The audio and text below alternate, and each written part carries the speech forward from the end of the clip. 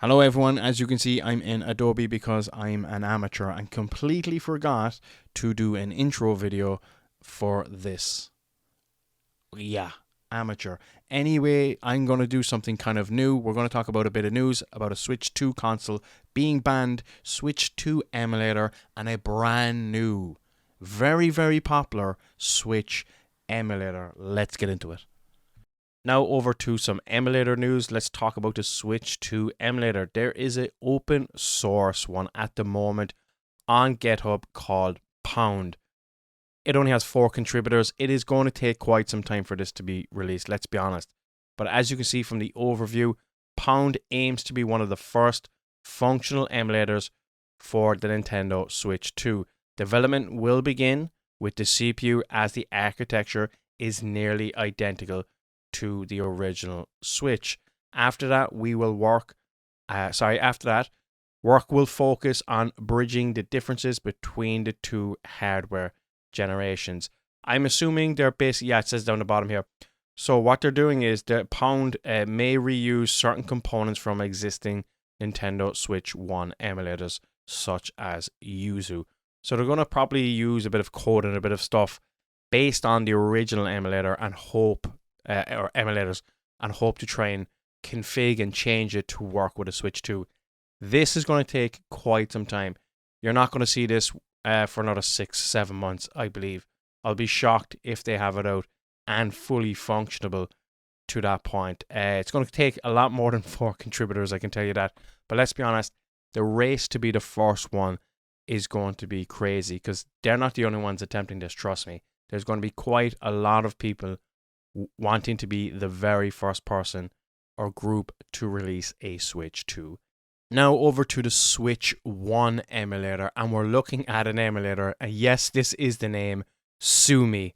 That is how you pronounce it, Sumi. I cannot believe they've done that.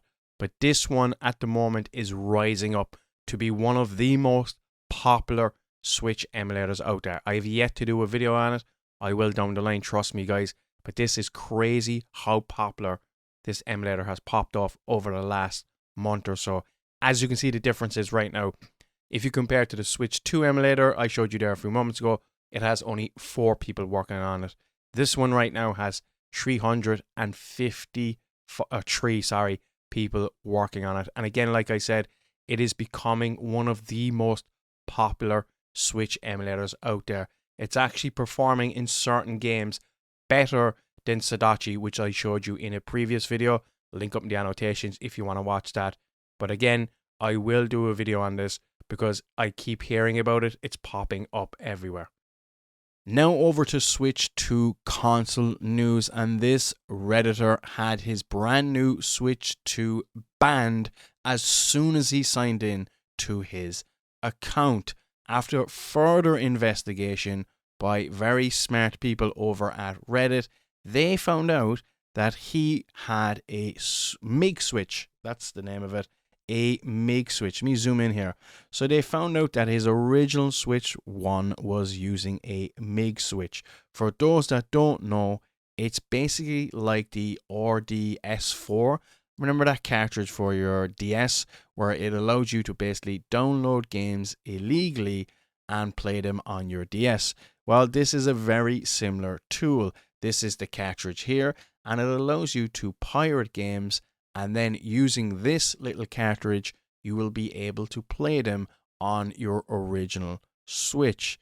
This individual did that using the exact same Nintendo account, then signed into his brand new Switch 2, and Nintendo noticed this is the guy who was pirating in the past because he was bright enough to use that Switch online. So he used his pirated Switch online in the past and now wants to know why his brand new Switch 2 is banned. I'm sorry if I'm being mean, but guys, do not do this. If you're going to pirate stuff, at least switch up your accounts. That is why this person is banned. And before the internet goes crazy today by saying Nintendo is randomly banning people for no reason, he was banned for using a pirated piece of software / tool to play Switch 1 games. And in the final bit of news we have here, as you can see, I'm now officially a YouTube partner thanks to you guys. Now, it does say here, monetize your videos, which apparently I can't because I don't have enough views yet.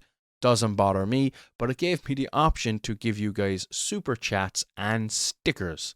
So I turned that on if anybody wants to post a sticker.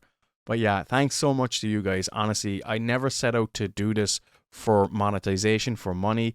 I just started basically because I saw videos based on Kinhank drives and other drives, and I felt some people were not giving all the information that I knew was on these drives. That is the whole reason why I made this channel. But thanks to you guys for getting me to a point where I'm now considered a YouTube partner. My demise will be probably sometime next year, where you'll see a video based on how I fell off. So, thanks again, everybody, so much. And like I always say, have a lovely, lovely day, and thanks for watching.